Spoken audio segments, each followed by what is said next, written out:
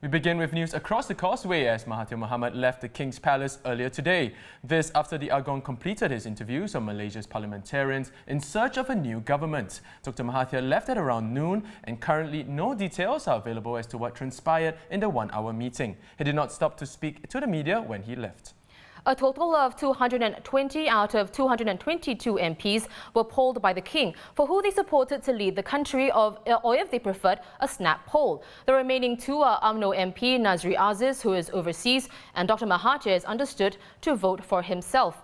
In a televised press conference last evening, Dr. Mahathir gave his first public address since the political turmoil began last Sunday.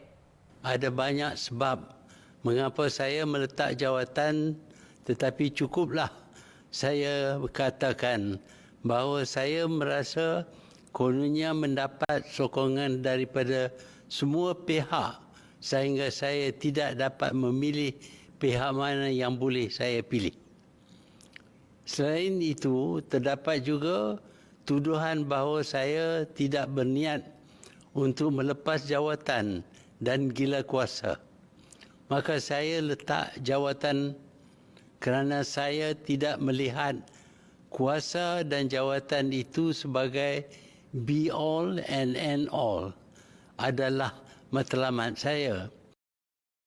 Malaysia Bureau Chief for the Straits Times, Shannon Teoh, joins us live from Kuala Lumpur. Now, Shannon, reports are saying that Dr. Mahathir has the backing of 64 MPs. Now, meanwhile, Anwar Ibrahim has the support of 92 MPs from the three parties remaining in Pakatan Harapan. Now, both don't have a simple majority to form a government. Now, what are the various outcomes then?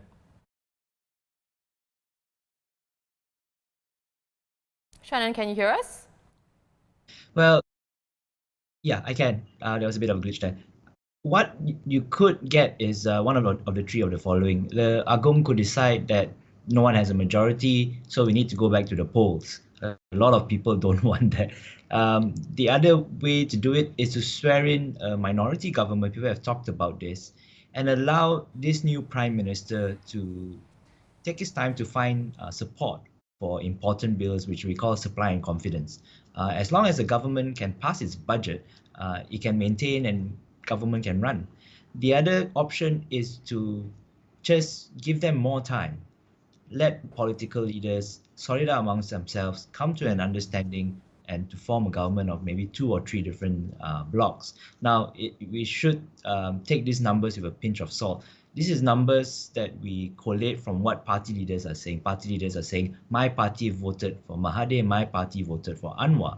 But we don't actually know what individual MPs did. They went into a room to be interviewed by the Agong, along with only the chief secretary in the room.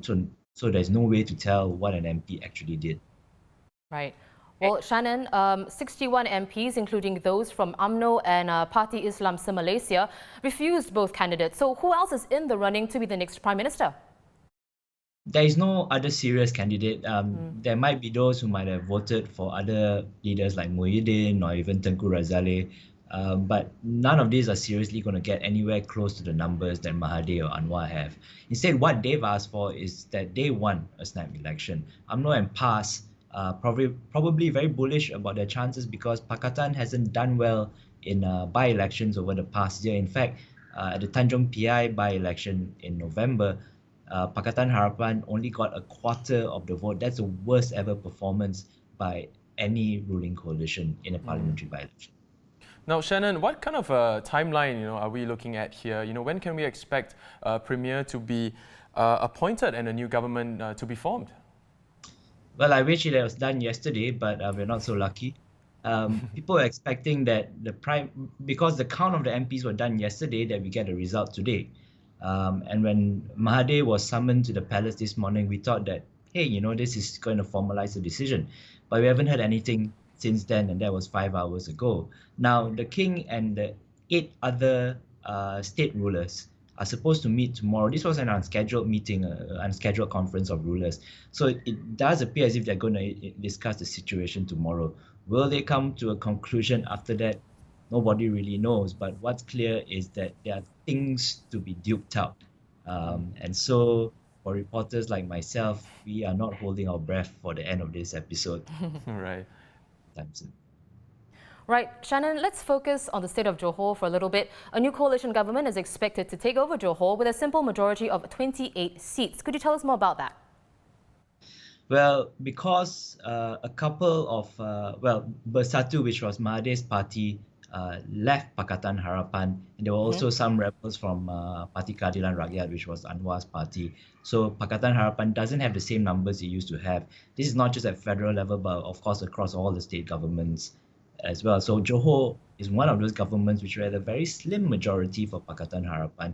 Without those assemblymen, they call them, there wasn't enough numbers.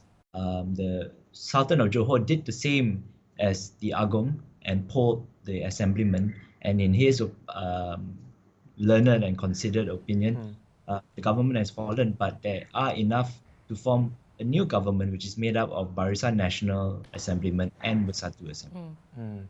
Now, Shannon, to end off, could it affect which MPs end up siding with Mahathir or Anwar or neither?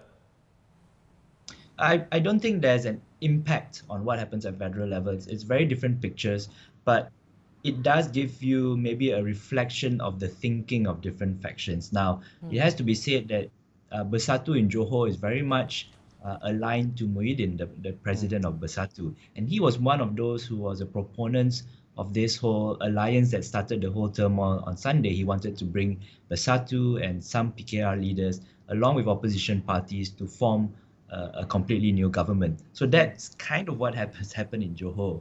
So he's gotten what he wanted. If you look at the situation in Kedah, where Mahathir's son is the Menteri Besar, they've maintained a Pakatan government. So that maybe gives you a little bit of thinking of what the other side intends to do. So we've got different situations. They reflect different ideas. They're all still possibility and templates for what might happen for the national government. Well, thank you so much, Shannon, for your insights. Of course, we've been speaking to Malaysia Bureau Chief, Shannon Teoh, and do visit straitstimes.com for the latest in Malaysia.